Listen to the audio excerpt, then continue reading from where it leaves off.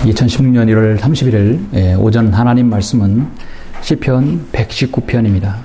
여러분 구약성경 시편 119편 97절부터 104절입니다. 성경에서 가장 긴 장입니다. 이렇게 보면 눈으로 봐도 가장 중심에 있죠.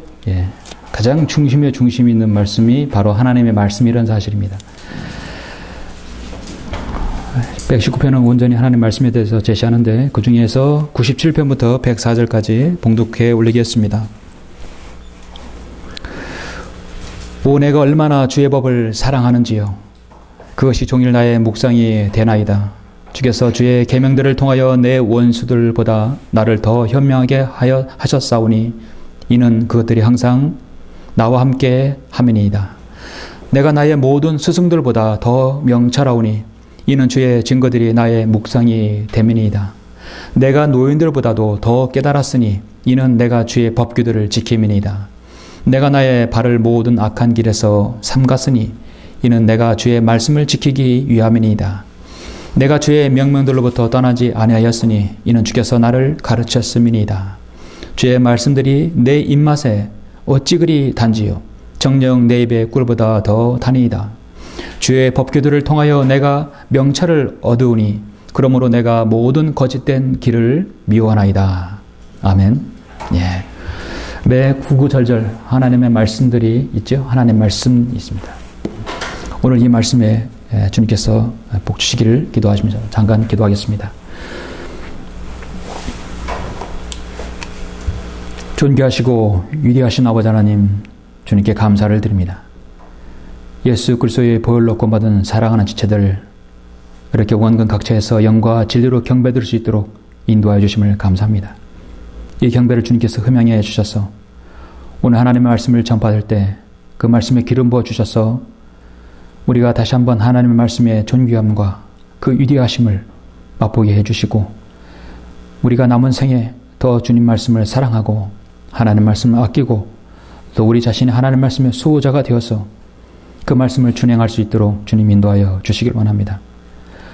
오늘날 이 마지막 시대가 다가오면서 사람들이 하나님의 말씀을 경시합니다. 사람들이 하나님의 말씀을 변개시켜 버립니다. 그러나 우리는 하나님의 말씀을 그대로 믿고 따르는 성도들입니다.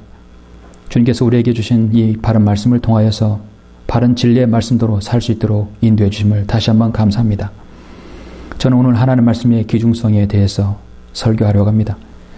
내가 하나님의 말씀을 얼마나 사랑하는지 자신을 돌아보는 귀한 계기가 될 수 있도록 주님 인도하여 주십시오. 주 예수 그리스도 이름으로 기도드렸습니다. 아멘.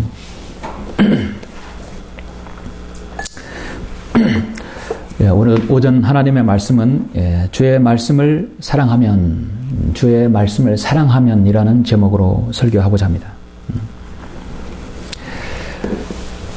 지금 여러분 앞에 하나님의 말씀이 다 놓여져 있습니다. 우리는 하나님의 말씀을 사려고 한다면 당장 나가면 서점에서 얼마든지 돈 몇만 원을 주면 신구약 온전히 잘 이렇게 인쇄된 성경을, 깨끗한 성경을 볼 수 있습니다. 돈이 없어서 성경을 못 보는 것이 아니라 마음이 없어서 성경을 오늘 못 보는 시대가 되었죠. 성경이 기록된 것은 AD 33년 이후에 AD 92년까지 신구약 성경이 이미 다 기록되었습니다. 구약성이 이미 기록되었어도 사도 바울 선신서뿐만 아니라 사도 요한이 요한복음, 요한계시록 기록될 때까지 AD 90년까지 걸렸습니다. 그 뒤에 1400년이 지난 이후까지는 사람들이 성경을 온전히 66권을 볼 수가 없었어요. 왜냐하면 인쇄술이 발달하지 않았기 때문에 하나님의 말씀을 보려도 양피지라든지 파피루스에 기록된 것을 그 두루마리를 들고 다니게 했었습니다. 그 양피지나 파피루스에 기록됐기 때문에 옮기는 것도 쉽지 않았고 그것을 소유하는 것도 막대한 비용이 들었습니다. 한 권을 소유하는 것 자체가 하늘의 별 따기였었습니다. 그것이 1400년 동안 이어져 왔다면 여러분은 그 1400년 동안의 그리스도인과 여러분의 믿음의 수준과 그 지식의 수준은 엄청난 차이가 있는 것이죠. 성경이 대중화되고 널리 펴진 것은 이클리프의 그 순교자의 번역을 위한 그 헌신이 있었기 때문이죠. 14세기 말에 존 이클리프가 성경 번역을 펴냈고 그 이후 1454년에 쿠텐베르크의 인쇄술이 소개되어서 그 인쇄술로 인해서 성경이 대량으로 사람들에게 흘러 들어가게 되었습니다. 그로부터 100년이 지난 뒤에 1563년에 당시 증언에 따르면 이런 말이 있었습니다. 사람들은 성경에 들어있는 한 편의 글을 사기 위해서 어떤 사람은 5마르크, 우리 돈으로 약 5, 6만의 돈을 지불하였다. 한 편의 글을 구입하기 위해서 우리 돈으로 5, 6만원 성경책 한 권의 값을 지불했다는. 다소의 높낮이는 있었으나 그 당시에는 이 정도가 적당한 값이었다. 영어로 옮긴 야곱의 글이나 바울의 편지 몇 장을 사기 위해서 어떤 사람은 건초 더미를 산더미처럼 준비한 적도 있었다는 것입니다. 건초를 비해서 그렇게 산더미처럼 해가지고 그거를 한 구절 또 한 권을 사기 위해서 그만큼 노력을 지불했다는 것은 그 성도가 얼마나 하나님의 말씀에 갈급했는지를 알 수 있죠. 1540년엔 그레이트 바이블이 나왔을 때는 이 보너라는 어떤 사람은 6권의 책을 교회에다가 두었는데 그것을 가서 읽고 또 읽고 계속 또 읽었습니다. 근데 어떤 때는 많은 사람들이 그걸 보려고 막 군중들이 밀어닥치면서 혼란이 생겼다고 했었습니다. 그래서 내가 차라리 이 성경을 다 집에 가져가겠다고 엄포를 놓은 적도 있었다고 그래요. 사람들은 존 이클리프의 성경을 얼마나 많이 읽었는지 또 그 성경을 얼마나 손에 넣으려고 했는지를 정말 얼마나 값진 희생이 있었는지를 그때는 알았습니다. 그래서 여러분이 존 이클리프의 성경은 개혁 성경이 그리고 종교개혁에 불을 지핀 성경이 바로 존 이클리프의 성경이죠. 그들은 타는 듯한 열정과 성경을 읽는 열심 또 밤을 새워서 그걸 읽고 또 읽었습니다. 한 장 한 장 넘길 때마다 사람들의 손에서 헤어지는 것이 그럼 또 누군가 그를 필사하는 것입니다. 그것도 신앙의 자유가 보장되어 있어야만이 가능한 것이죠. AD 500년부터 1500년까지 암흑기간 동안에는 로마 카톨릭이 지배했기 때문에 또 그런 일도 쉽지 않았습니다. 그걸 비교한다면 오늘날 우리는 너무도 편하게 주님을 섬기고 있는 거예요. 정말 너무나 많은 것들을 우리는 혜택을 받고 있습니다. 뿐만 아니라 여러분은 성경이 여러분의 모국어로 기록되었다는 사실은 얼마나 감사합니까? 로마 카톨릭은 지금도 자신도 알지 못하는 라틴어로 된 것을 듣고 그래서 봐야 되는 것이죠. 한마디로 난 놓고 기억자를 모르는 것입니다. 여러분은 어디에서든 또 언제든 성경을 들고 가서 볼 수 있고 펼 수 있어요. 여러분 정말 복이 있는 성도들입니다. 공산국가라든지 모슬렘 국가, 특히 북한에서 성경책이 발견되면 삼족을 멸합니다. 안타까운 현실이죠. 사실 여기 있는 모두는 성경 때문에 이 자리에 모였습니다. 성경 때문에 교회가 형성되었고 성경 말씀 때문에 여러분이 이래저래 모여서 경배를 드리고 있는 것입니다. 이 민족에게 주신 우리말로 기록되는 한글로 기록된 한글 킹제임스 성경이 여러분의 믿음과 실행의 최종 권위가 되는 것이죠. 이 말씀으로 인해서 여러분의 진리에 눈을 뜨고 또 바른 신학 교리를 여러분 안에서 정립이 되는 것입니다. 그리고 이 말씀을 통해서 사람들에게 복음을 전해서 예수 그리스도의 복음을 전해서 그들을 지옥의 형벌로부터 이겨오는 것이죠. 그래서 성경을 믿고 실행하는 성도들의 이 모임 지역교회는 정체성이 분명합니다. 그래서 이 바른 말씀 아래 우리가 교제가 있게 되고 또 이게 경배를 드리고 또 우리가 사역을 행하는 것입니다. 그렇다면 나는 이 정체성이 있는 이 말씀에 대해서 얼마나 나 말씀에 대해서 존경심과 존귀함과 또 오늘 말씀 제목처럼 나는 그 말씀을 사랑하는가? 얼마나 사랑하는가? 그 증거는 사랑하는 증거는 무엇인가? 여러분 가정에 여러분 귀히 여기는 것들이 있을 것이에요. 아주 여러분이 오랫동안 뭐 골동품이라든지 아니면 여러분이 개인적으로 소장하고 있는 것들이 중요한 것이 있습니다. 낚시꾼들에게는 낚싯대가 가정 아니면 자신의 식구보다 더 소중히 여기는 사람들이 있어요. 골프를 좋아하는 사람들은 골프채가 가장 소중히 여길 것입니다. 다 소중하게 여기는 거예요. 왜냐하면 사랑하기 때문에. 내 취미, 내가 하고 싶은 일들, 내 열정이 거기 들어있는 거예요. 아끼는 거예요. 시간 내면 닦고 이렇게 보듬면서 사랑의 증거를 표현합니다. 여러분 정말 하나님의 말씀을 사랑한다면 거기에 대한 사랑에 대한 증거가 분명히 있을 것이에요. 여러분 하나님의 말씀을 사랑하십니까? 그렇다면 여러분에게 좋은 도전이 되는 말씀이에요. 나는 하나님의 말씀을 정말 사랑한다면 오늘 시편 119편을 한번 펴보시길 바랍니다. 그 중에서 저는 한 편을 여러분에게 소개합니다. 바로 97절부터 104절까지입니다. 성경에서 가장 긴 장 중에 긴 장의 한 부분입니다. 이 119편을 자세히 보면은 여러분 8구절로 이루어져 있어요. 그래서 히브리 알파벳이 22개로 나눠져서 알렙부터 타우까지 176절까지 되어 있죠. 그래서 성경의 저자이신 성령 하나님께서 의도하신 말씀이 정확히 이루어져 있습니다. 시적 문구로 이루어져서 함축된 문구로 이루어져서 여러분의 한 말씀을 읽어도 그냥 땅에 떨어지지 않고 무겁게 여러분의 마음에 쫙 가라앉을 것입니다. 역사서는 여러분의 마음 읽고 이렇게 지식으로 들어가는 것이죠. 근데 시편 말씀은 이 시라는 것은 함축된 언어잖아요. 그냥 딱 읽어서 지나가기 너무나 무거운 주제들이. 더군다나 하나님의 말씀이 119편이 있습니다. 이 97절부터 104절은 13번째 문자 바로 여기 보시면 M이라고 써있죠? 13번째 문자입니다. 영어를 사용하는 사람들은 보통 미국 사람들이 13을 싫어하죠. 우리나라는 4를 싫어합니다. 엘리베이터도 1, 2, 3, 4가 아니라 4층이라고 해요. 미국 사람들은 의아해합니다. 그 사람들은 13을 싫어해요. 13을 싫어하는 것이 성경적이죠, 사실은. 요한계시 13장, 또 창세기 13장 모두 다 사탄과 관련된 마귀와 관련된 일들이 나오는 것입니다. 13은 마귀의 편에서는 가장 싫어하는 것입니다. 여러분이 이 하나님의 말씀을 얼마나 내가 사는지요. 내가 얼마나 주의 법을 사랑하는지요. 그것이 종일 나의 묵상이 되었을 때 가장 싫어하는 존재가 누구겠습니까? 하나님입니까? 아니죠. 사탄입니다. 마귀가 가장 싫어하는 것이에요. 여러분이 하나님의 말씀을 사랑하는 것은 가장 견딜 수 없는 것이에요. 그러니까 사랑하지 못하도록 바쁘게 만들어버려요. 이 일도 바쁘게, 저 일도 바쁘게, 세상에 분망하게 만드는 것입니다.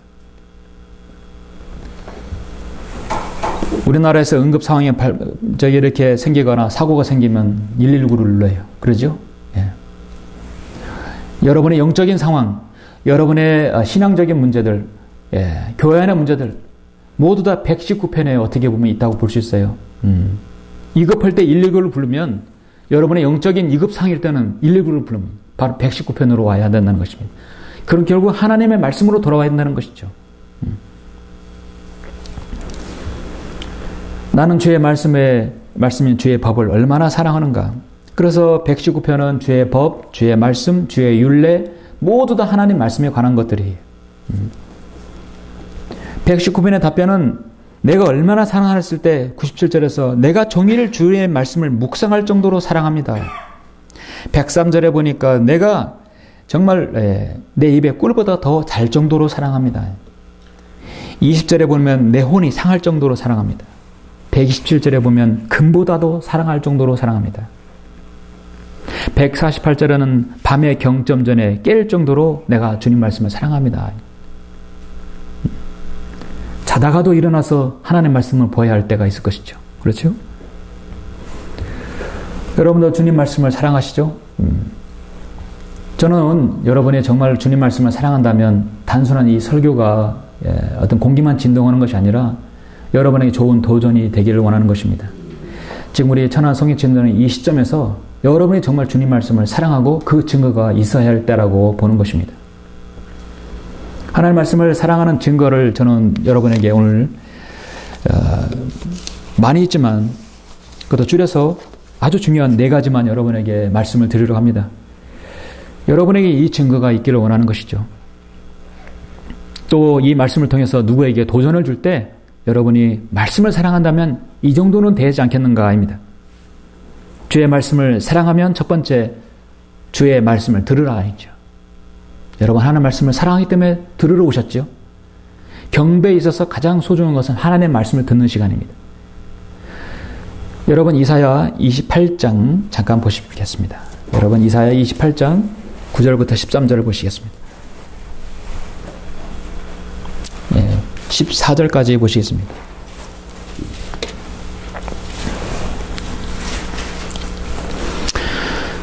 이사야 28장 9절 보시면 그가 누구에게 지식을 가르치며 그가 누구에게 교리를 깨닫게 해줄 것인가? 젖을 떼고 젖가슴에서 물러난 자들에게로라. 누가 여러분에게 지식을 주고 누가 여러분에게 교리를 깨닫게 해줄 것인가? 하나님이 세우신 사역자 또 교사를 통해서 깨닫게 해주죠. 그 방법은 명령을 명령위에 반복해야 하고 명령을 명령위에 반복하며 줄을 줄이에 반복하고 줄을 줄이에 반복하여 여기서도 조금 저기서도 조금 하니 이는 그가 더듬는 입술과 다른 언어로 이 백성에게 말씀하실 것임이니라. 그가 그들에게 말씀하시기를 이것이 너희가 피르고난 자로 쉬게 하는 쉼이며 이것이 기운을 새롭게 하는 것이라 하셨으나 그들이 들으려 하지 아니하였도다. 지금 이스라엘 백성이 그렇게 한다는 거예요. 그러나 주의 말씀이 그들 위에 임하시어 명령을 명령위에 반복하고 명령을 명령위에 반복하며 줄을 줄 위에 반복하고 줄을 줄 위에 반복하여 여기서도 조금 저기서도 조금 하셨으니 그들로 가서 뒤로 넘어져 부러지며 덫에 걸리고 붙잡히게 하려 함이심이라. 자, 14절 잘 들으십시오. 그러므로 예루살렘에 있는 이 백성을 치리하는 너희 경멸하는 자들아 주의 말씀을 들으라. 이스라엘 백성이 지금 패망하기 직전에 가장 문제가 무엇입니까? 선지자로부터 나오는 말씀을 듣지 않는 것이에요. 하나님의 말씀은 가장 먼저 들어야 합니다. 하나님께서 세우신 지역교회 목자를 통해서 정선된 지식을 강단에서 나오는 말씀을 들어서 여러분이 믿음이 성장할 수 있는 것이죠. 믿음은 어디에서 나온다겠어요? 들음에서 나온다고 로마서 10장 17절에 말씀하고 있습니다. 믿음은 들음에서 나와요. 들음은 하나님의 말씀에 의해서니라. 들음은 하나님의 말씀이라는 얘기는 바른 말씀을 얘기하는 것이죠. 많이들 헷갈려 하시는데 말씀이 먼저입니까? 기도가 먼저입니까? 말씀을 먼저 해야 됩니까? 기도해야 됩니까? 예. 사실 말씀이 먼저입니다. 잠언 28장 9절에 보면 율법을 듣는 데서 귀를 돌이키는 자는 그의 기도마저도 가증한 것이 되니라. 그래서 여러분 말씀과 기도가 무엇이 먼저인가? 말씀을 먼저 듣고 읽고 말씀을 먼저 여러분아마 묵상하고 기도해야 되는 것이에요.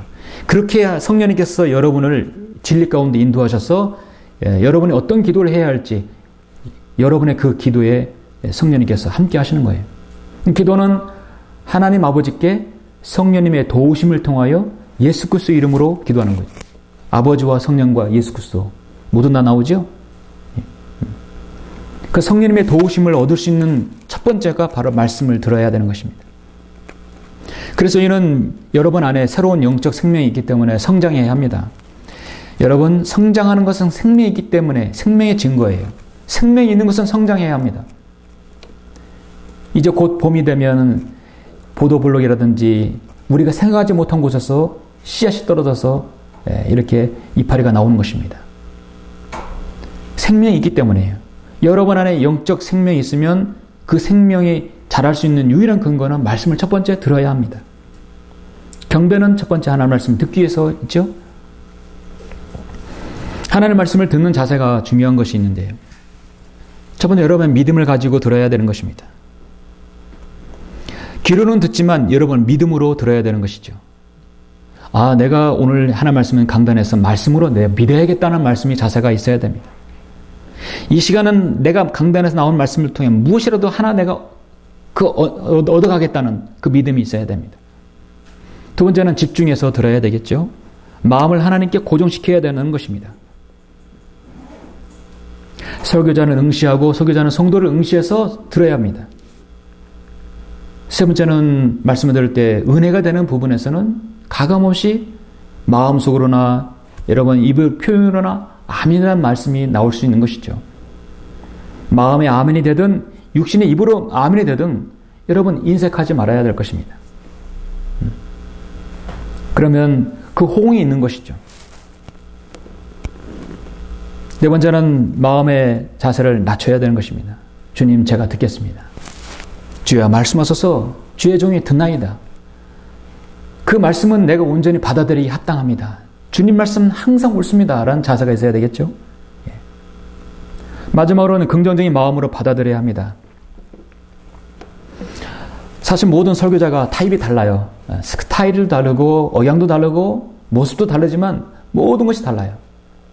그러나 그 설교자가 하나님의 바른 말씀으로 설교한다면 그 설교에서 나오는 약점을 보는 것보다도 그 설교자에서 바로 보석을 바로 찾아야 되는 것입니다. 금속에 있는 돌을 찾는 것이 아니라 돌에 있는 바로 금속을 찾아야 되는 것이죠. 설교를 듣는 사람과 또 말하는 설교를 듣는 사람과 설교하는 사람은 서로 교감이 있는 것입니다. 오늘은 우리 목사님, 오늘은 이 설교에 대해서 어떤 트집을 잡을까? 어떻게 무엇이 틀렸을까? 그것만 캐는 것이 아니라 저 설교자 입에서 나오는 말씀을 통해서 내가 무엇을 얻을 것인가를 캐는 것이죠. 돌에서 금속을 캐는 것이 해야 되는 것입니다. 금속에서 돌을 캐는 것이 아니라. 허물이 없는 사람이 어디 있습니까? 그러나 정리된 말씀을 제시할 때 그 말씀을 통해서 무엇인가 얻고자 하는 마음 중요하지요. 여러분은 신문도 보시고 잡지책도 보시고 때로는 소설책, 또 문예지, 또 어떤 전문지, 또 어떤 상품 카탈로그, 또 하루에 일주일에 많은 것들을 또 읽을 것입니다. 또 들을 것입니다. 많은 것은 여러분의 눈으로 보지만은 들을 수 있는 기회가 뭐가 있습니까? 여러분은 뉴스를 듣듯이 관심을 기울이듯이 하나님 말씀에 귀를 기울여야 되는 것이죠. 제가 좋아하는 선지자 중에 아모스 선지자가 있습니다. 저는 아모스 선지자를 유독 좋아합니다. 아모스 선지자가 강력하게 그 시대의 배경 이스라엘에게 질타하고 말씀을 전파할 때 그가 한 말은 오 궁핍한 자를 삼키며 그 땅에 가난한 자를 망하게 하는 너희야, 이 말을 들으라 하지. 하나님의 말씀을 들으라 이거죠. 주 하나님이 말하노니 보라, 그 날들이 오리라. 내가 그 땅에 기근을 보내리니 빵에 기근도 아니요 물로 인한 갈증도 아니라 오직 주의 말씀을 듣지 못하는 기근이라 했어요. 아모스 선지자가 말할 때 이스라엘 백성들이 BC 787년이 망하기 직전입니다. 오늘날 이 땅에 한국의 기독교가 전파된 일에 140년 지났지만 여전히 말씀의 기근이에요. 듣지 못하는 기간입니다. 바른 말씀을 찾아서 성도들이 계속해서 옮겨가는 것이에요.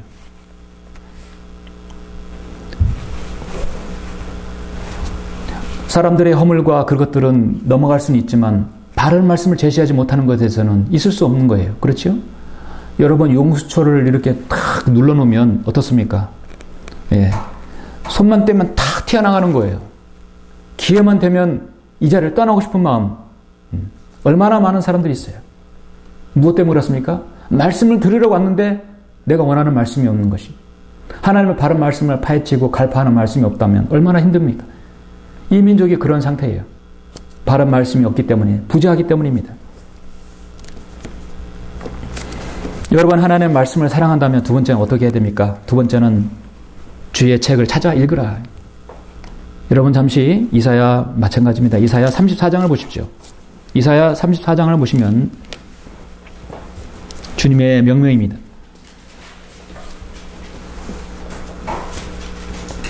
34장 16절을 보시면 너희는 주의 책을 찾아 읽으라. 주의 책을 찾아 읽으라. 성경을 찾아 읽으라. 이것들 중에는 하나도 부족한 것이 없고 하나도 자기 짝이 없는 것이 없으리니 이는 바로 나의 입이 명명하였고 바로 그 영이 그것들을 모으셨습니다. 그 영, 하나님의 영, 성령님이죠. 성경의 저자이신 성령님이십니다. 세상에서 하는 말을 흔히 집순도 짝이 있다고 하잖아요. 그런데 여러분, 성경은 너무도 정확합니다. 하나님의 말씀은 영감으로 기록되고 섭리로 보존되었어요. 저는 영감으로 기록된 말씀을 어떻게 주로 설명하냐면, 여러분이 초등학교 이렇게 문방구 가면 퍼즐 맞추는 그림 있죠. 예, 문방구 이렇게 서점에 가도 어른들이 심심풀이로 그림 맞추는 퍼즐이 있어요. 그러죠? 한 1000가지 이렇게 모양을 해서 딱 맞추면 아름다운 그 그림들이 나오는 그 퍼즐 맞추는 것이 있어요. 예를 들어서 여러분 66개의 조각으로 나눠진 퍼즐이 있어요. 예, 이렇게 판에. 그래서 제가 그 영감으로 기록된 성경을 표현을 할 때 그 일부러 66개짜리의 퍼즐을 그걸 하나 산 적이 있어요. 저 상담실에 있습니다. 그걸 다 조립하면 멋진 슈퍼맨이 나와요. 영화배우 슈퍼맨이 나옵니다. 근데 그 조각조각 하나하나가 정확히 맞아야 그림이 완성되는 거예요. 하나님께서 44명의 하나님의 사람을 통해서 각기 다른 사람, 각기 다른 시대, 각기 다른 장소, 각기 다른 상황에서 하나님의 말씀을 기록했어요. 그런데 딱 모아보니까 그 문양이 딱 맞아버리는 거예요. 딱 맞아서 멋진 그림이 되는 거예요. 그렇게 될 확률이 어떻게 된다고 보십니까? 서로 다른 장소에서 서로 다른 사람이 서로 다른 시대에 말씀을 썼는데 그 말씀이 하나도 부족한 것이었고 하나도 짝이 없는 것이 없다는 것이에요. 그럴 확률은 태평양 건너가다가 바늘을 하나 태평양에 떨어뜨렸어요. 그걸 찾을 확률보다 더 어려운 거예요. 와이키키 해변에다가 모래 하나를 떨어뜨렸을 때 그 모래를 찾을 확률보다 더 힘든 것이 바로 그런 확률입니다. 수학적으로 계산할 수 없는 확률이에요. 근데 하나님께서 그걸 하셨다는 것은 전능하신 하나님의 말씀이죠. 그 말씀을, 그 책을 여러분이 찾아야 돼요. 근데 여러분은 찾았죠. 저도 이 책을 찾기 전에 엄청나게 헤맸었습니다. 장로교에서. 왜냐하면 없었어요. 대안이 없었습니다. 이 땅에 24년 전에 한글 김유기에서 나오기 전까지는 대안이 없었어요. 그것이 유일한 성경이었기 때문입니다. 개혁 성경이 유일한 성경이었어요. 저에게는 한글 김정희 선생님이 오셔서 저를 하나님께서 만나게 해주셔가지고 그 말씀으로 인해서 진리의 눈을 뜨게 됐죠. 저는 이 민족이 그렇게도 하나님의 말씀에 어둡고 영적으로 깨어있지 못한 데는 이 변개된 성경도 있지만 하나의 또 문제가 뭐냐면 우리나라 사람들은 어지간히 독서를 안 합니다. 독서하지 않는 사회 풍토가 조성되었어요. 한 해에 술을 먹고 쾌락에 빠지고 술, 담배에 빠지는 그런 시간, 그런 낭비는 세계 최고의 수준입니다.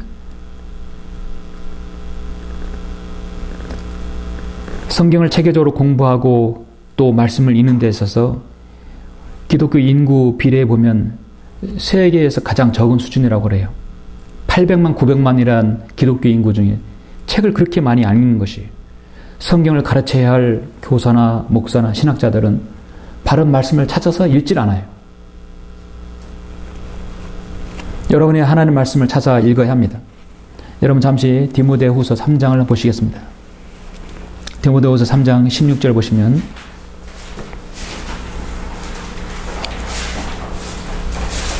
모든 성경은 하나님의 영감으로 주어진 것으로 교리와 책망과 바로잡음과 의로 훈육하기에 유익하니 이는 하나님의 사람이 온전하게 되며 모든 선한 일에 철저히 구비되게 하려 함이니라. 아멘. 모든 성경은 영어에서는 all scripture, 성경에는 바이블이란 말이 없어요. 비블로스, 라틴에서 나온 말, 바이블이란 말은 우리가 흔히 성경인데요. 김기희 성경에는 바이블이란 말이 없어요. 성경은 다 스크립처입니다. all scripture예요. 모든 성경은 모든 각기 나라, 각기 다른 나라의 모국어로 기록된 하나님의 말씀을 뜻하는 것이죠. 모든 성경은 영어권에서는 영어 킹제임스 성경, 프랑스에서는 올리베탄 성경, 독일어는 루터 성경, 한국에는 한글 킹제임스 성경, 이탈리아는 레이나 발레나 성경, 각기 다른 그 언어가 있는 거예요. 그 자기 나라 모국어로 된 기록된 성경을 바로 모든 성경을 말씀하고 있는 것입니다. 하나님의 영감으로 주어진 것으로, 하나님의 감동이 아닙니다. 영감으로 주어진 것으로 교리와 책망과 바로잡음과 의로 훈육하기에 유익하다. 하나님 말씀 첫 번째 교리입니다. 로마서죠. 예. 책망서신 고린도전후서죠. 그 다음에 바로잡음 갈라디아서죠.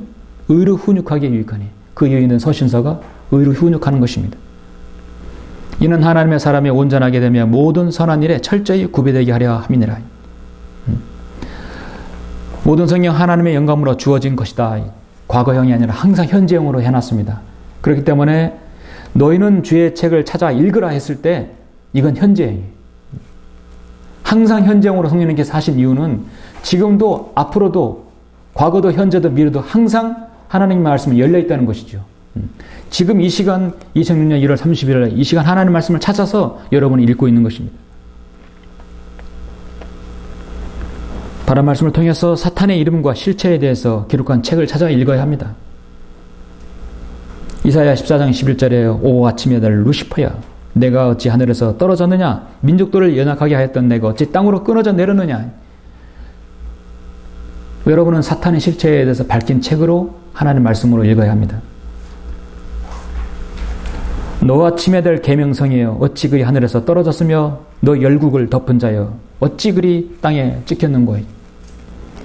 너와 침해될 계명성, 계명성은 모닝스타 예수 그리스도를 타는 것인데 왜 거기에 예수님이 들어가야 합니까? 루시퍼가 들어가야 되는 것이죠. 사탄의 실체에 대해서 정확하게 제시하는 말씀을 찾아 읽어야 합니다.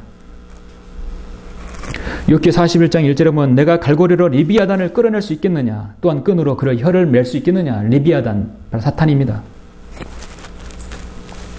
그런데 바다 짐승이라든지 물개나 표범이 아니죠. 악어는 더더욱 아닙니다. 삼위일체의 하나님 아버지와 예수 그리스도 성령님에 대한 말씀이 정확하게 제시한 요한일서 5장 7절 말씀이 삭제되어 있지 않습니다. 그 말씀을 찾아 읽어야 합니다. 예수 그리스도께서 하나님 되심을 찾아 읽어야 합니다. 우리 주님의 재림에 대해서 정확하게 제시한 말씀을 찾아 읽어야 합니다.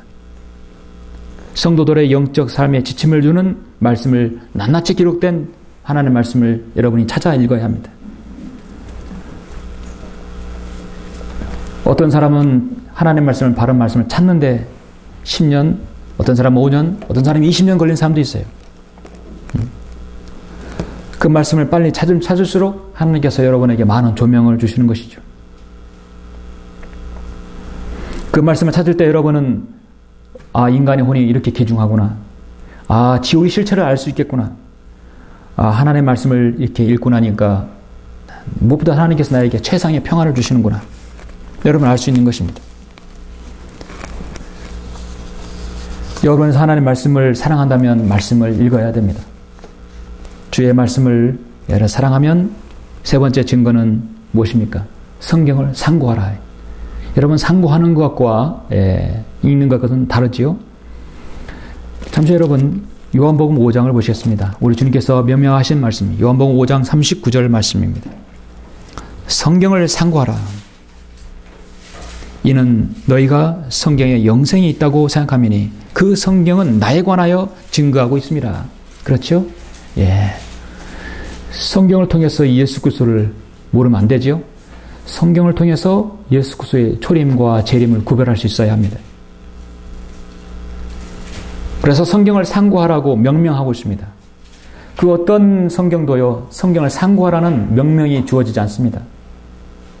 상고라는 얘기는요, 읽는 것에서 그치지 않고 참고하고 면밀히 연구하고 검토하고 밀접하게 대응되고 반대되는 것들을 또 비슷한 구절들을 찾아서 줄도 치고 참조 구절도 적고 공부하는 것이에요. 그래서 디모데후서 2장 15절 말씀처럼 내가 진리의 말씀을 올바로 나누어 자신이 하나님 앞에 부끄럽지 않는 일꾼으로 인정받도록 공부하라. 공부해야 돼. 올바로 나눠야 합니다. 하나님께서는 모든 인간의 행동의 동기를 아십니다. 우리 마음의 심중을 주님께서 아시기 때문에 여러분 하나님의 말씀에 대한 태도가 어떠한지를 여러분이 하나님께서 다 심중에 아시고 계십니다.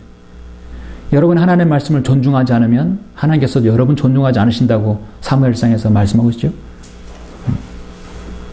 하나님의 말씀을 존중하지 않고 말씀을 변개시키는 그런 학자들은 하나님께서 미쳐버리게 만들어요. 그 사람의 정신을 혼미케 해버리게 만들어버립니다.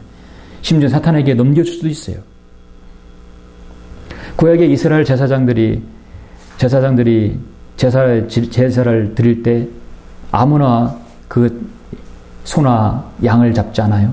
하나님께서 선정한 제사장이어야 합니다. 제사장은 정말 힘이 있어야 되고 칼을 다루는 기술이 있어야 돼요. 각을 떠야 됩니다. 여러분이 점육점에 가면은 고기들을 도축한 그 고기들을 사오지요. 그래서 저 어느 날 길 가다 보니까 단골 점육점에 큰 날카로운 칼로 그 고기를 싹 도려내는 걸 봤어요.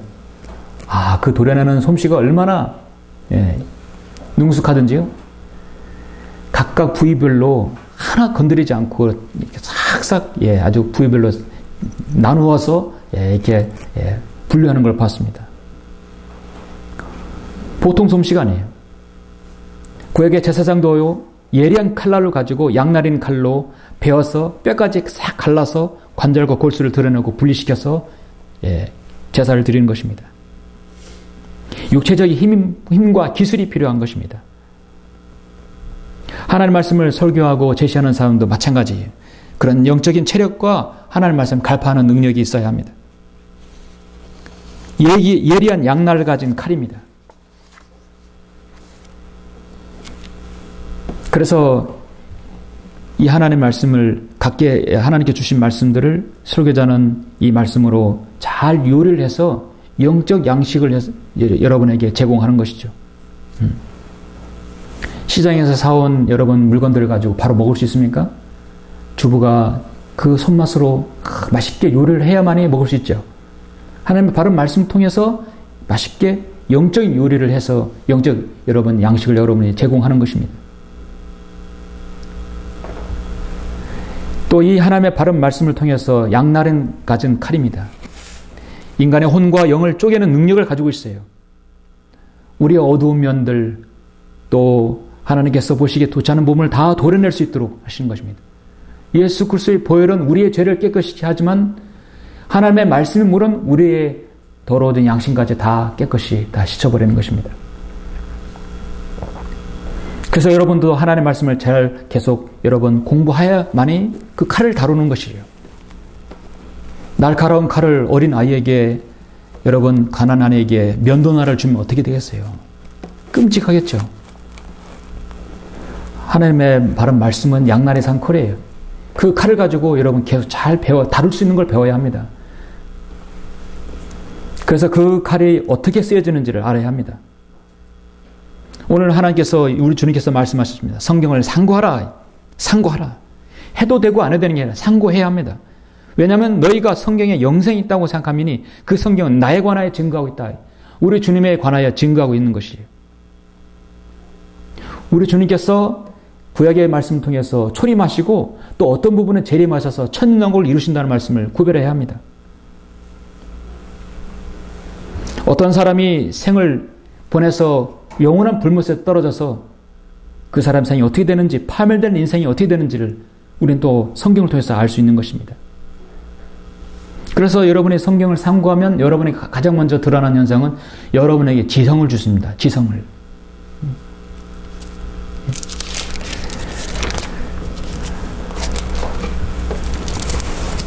세상에서는 여러분 지성을 인텔리전스라고 하죠. 아, 저 사람 인텔이라고. 아, 저 사람 지성이 있는 사람이다. 어떤 지각된 것을 정리하고 통일해서 이것을 바탕으로 새로운 인식을 낳게 하는 정신적인 작용. 그래서 세상은 이 지성이란 말을 정신적인 작용으로 한정을 시킵니다. 넓은 뜻에서 직관이나 오성 따위를 지적 능력을 통틀어 말하는 것을 지성이라고 그래요. 아, 저 사람은 전 지성의 전당, 도서관, 지성을 말합니다. 인텔리전스라고 하죠. 여러분 성경에서는 지성을 인텔리전스라고 안 해요. 언더스탠딩이라고 하는 것입니다.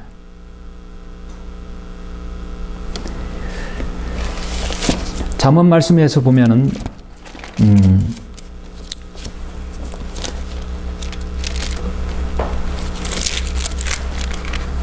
제가 잠언 2장 1절을 읽겠습니다. 자, 잠언은 지혜와 명철의 말씀이 가득하죠. 자, 잠언 말씀 보시면 내 아들아 내가 내 말들을 받고 나의 계명들을 내 안에 간직하여 내 귀를 지혜에 기울이며 내 마음을 명철에 두고 정녕 내가 지식을 구하려고 소리 지르며 명철을 위하여 내 목소리를 높이고 은을 구하듯이 지식을 구하며 숨겨진 보물을 찾듯이 명철을 찾는다면 내가 주의 두려움을 깨달을 것이요 하나님의 지식을 발견한다 하겠어요. 말씀을 공부하면 여러분에게 지성을 주신다 했어요. 그 지성이 바로 여기 있는 명철인 것입니다. 바로 언더스탠딩이에요. 그래서 여러분이 지성이라고 한다는 것은 첫 번째 하나님을 두려워하고 그 선과 악을 구별하는 능력이 바로 지성인 것입니다. 그래서 2장 10절에서 지혜가 내 마음에 들어가면 지식이 내 혼을 즐겁게 할 것이며 분별이 너를 보호할 것이요 명철이 너를 지켜 악인의 길과 삐뚤어진 것들을 말하는 자로부터 너를 구해내리라 했어요. 그래서 하나님의 말씀을 상고하면 여러분이 지성이 생기면 분별이 너를 보호할 것이라 했어요. 오늘날 얼마나 많은 분별이 없었기 때문에 세상에 속고 여기저기에 속고 있습니까? 그래서 우리 주님께서 마가복음 12장 33절에 보면 또 마음을 다하고 지성을 다하고 혼을 다하고 힘을 다하여 그분을 사랑하고 또 자기 이웃을 자신과 같이 사랑하라 했어요. 여러분 하나님을 사랑할 때 마음을 다하고 여러분 지성을 다하라는 얘기는 여러분의 바른 말씀을 통해서 언더스탠딩 한마디로 지성, 명철을 가지라는 얘기죠. 바른 말씀으로 공부해야 지성이 생깁니다. 어떠한 하나님의 말씀이 여러분이 딱 주어졌을 때 이 말씀은 첫 번째 교리적으로 누가 누구에게 해당하는 것인가를 먼저 구별해야 되는 것이죠. 이건 역사적으로 AD 몇 년이다 구별하는 것이고 그 다음에 마지막으로 이 말씀은 우리에게 영적으로 어떤 교훈을 준다는 것이죠. 딱 세 가지예요. 구약이든 신약이든 어디를 가든 간에 이 말씀이 교리적으로 나에게 받아들일 수 있는 것인가 아닌가를 판별하는 것이. 이것이 구약에 있는 성도들인가 우리 신약 성도인가 대환란에 있는 성도인가 천연왕국에 해당하는 것인가 구별해야 되는 것입니다. 오늘날 마태복음이라든지 사도행전을 모두 다 교회에다 적용시켜버리니까 문제가 생기는 것입니다. 히브리서 야고보서 말씀을 다 적용시켜버리니까 문제가 생기는 것입니다. 히브리서 야고보서는 대환란에 적용되는 말씀이 엄청나게 많아요. 구별을 해야 됩니다. 예를 들어서 여러분 이사야 잠깐 한번 보시겠습니다. 28장을 한번 보시면 이사야 40장을 한번 보십시오. 우리 주님께서 인용하신 말 사복음서에 나오죠. 침례인 요한이 인용한 것인데요. 이사야 40장 1절부터 6절 보시면 너희는 이루어라. 너희는 내 백성을 이루어라. 너희의 하나님이 말하노라. 너희는 예루살렘에 다정하게 말하며 그녀에게 부르라. 그녀의 싸움이 다 되었고 그녀의 죄악에 용서받았나니 이는 그녀가 그녀의 모든 죄에 대하여 주의 손에서 배로 받았습니다. 그녀라는 얘기 이스라엘 백성, 바로 이스라엘 백성이 회복하는 것입니다. 주님의 재림 이후에 될 말씀이에요. 그런데 갑자기 또 초림이 나와요. 3장 3절에서 광야에서 외치는 자의 음성이 있어 너희는 주의 길을 예비하라.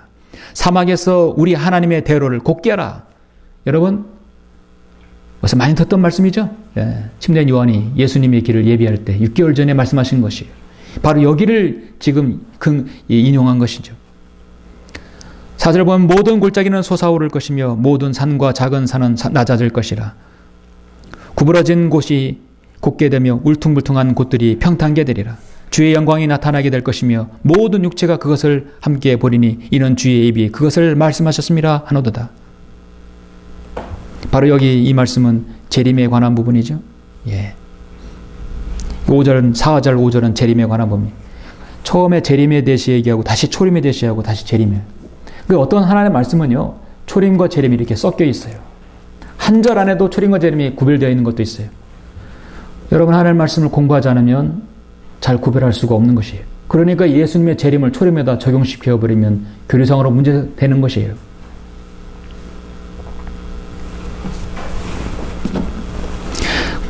개역 개정판명과 개역성경의 이사야 40장 3절에 보면 구약성경에는 모든 것은 다 여호와라 나오죠. 우리 하나님께서는 삼일체 하나님이에요. 아버지와 아들과 성령 하나님이에요. 성경에서 구약성경에서 주라고 나온다면 그것은 아버지, 아들, 성령 모두를 얘기하는 것입니다. 여호와라고 나온다면 이스라엘의 하나님만 해당하는 거예요. 그래서 너희는 여호와의 길을 예비하라. 사막에서 우리 하나님의 대로를 걷게 하라. 주의 길을 예비하라. 마가복음에서도 여호와의 주의 길을 예비하라 나오죠.